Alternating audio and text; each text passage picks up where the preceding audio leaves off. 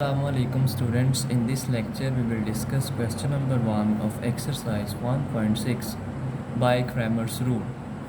First part, 2x minus 2y is equal to 4, 3x plus 2y is equal to 6. We have to solve these equations. Students, equations को solve करने का मतलब ये है कि x और y की वैल्यूज़ फाइंड करना। लास्ट लेक्चर में हमने मैट्रिक्स इन्वर्जन मेथड से सॉल्व किया था, लेकिन इस लेक्चर में हम क्रैमर्स रूल सीखेंगे। तो सबसे पहले तो इन इक्वेशंस की मैट्रिक्स फॉर्म बनाते हैं। तो मैट्रिक्स फॉर्म वैसे ही बनाते हैं जैसे मैट्रिक्स इन्वर्जन मेथड में बनाई थी। 2 3 minus 2 2 x y 4 6। Suppose a is equal to 2 minus 2 3 and 2। इस मैट्रिक्स को a के इक्वल लेट कर लें।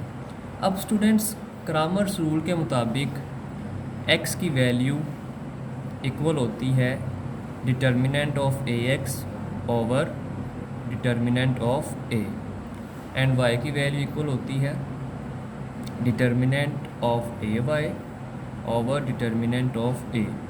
मतलब ये है कि अगर हमें x की वैल्यू फाइंड करनी है क्रैमर्स रूल के मुताबिक, तो हमें एक मैट्रिक्स चाहिए ax, फिर उसका डिटर्मिनेंट फाइंड करेंगे और मैट्रिक्स A का डिटर्मिनेंट चाहिए। सिमिलरली अगर हमने y की वैल्यू फाइंड करनी है तो हमें मैट्रिक्स चाहिए ay, उसका डिटर्मिनेंट फाइंड करेंगे एंड देन उसको डिवाइड कर देंगे डिटर्मिनेंट ऑफ a से। तो इस तरह x और y की वैल्यूज़ फाइंड हो सकती हैं। अब ax क्या है और ay क्या है ये मैं आगे एक्सप्लेन करता हूँ। सबसे पहले तो देखें कि यहाँ पे डिटर्मिनेंट ऑफ a इन्वॉल्व है। दोनों वैल्यूज़ फाइंड करने के लिए a का डिटर्मिनेंट चाहिए। तो ये मैट्रिक्स a है, इसका डिटर्मिनेंट हम पहले फाइंड करेंगे, और अगर डिटर्मिनेंट ज़ीरो आएगा तो इसका सलूशन एग्जिस्ट नहीं करेगा। अदर देन ज़ीरो कुछ भी आ जाए तो फिर सलूशन एग्जिस्ट करेगा।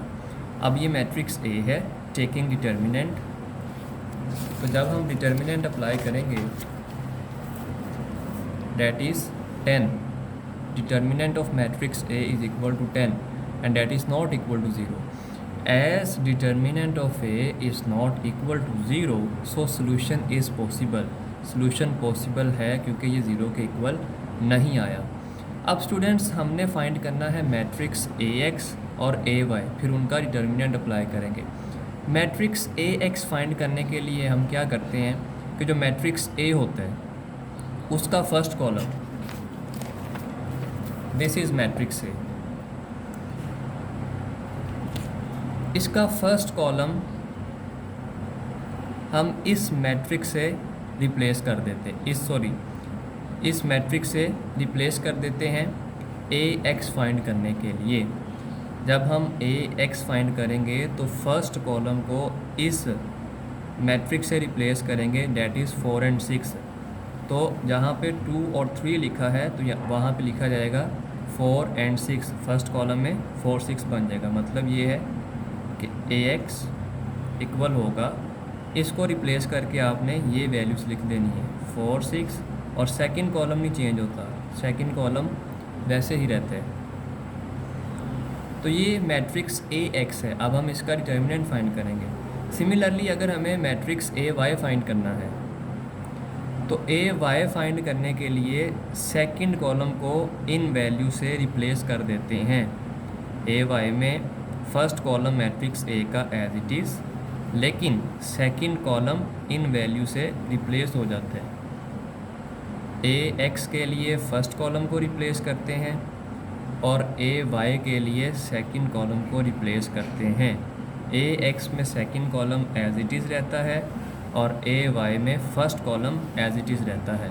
तो यही फाइंड करना इसमें जो है ज़रूरी होता है, क्योंकि इनका आप डिटर्मिनेंट फाइंड करेंगे, इधर वैल्यूज़ पुट करेंगे तो हमारे पास x और y की वैल्यूज़ फाइंड हो जाएंगी। नेक्स्ट पेज पे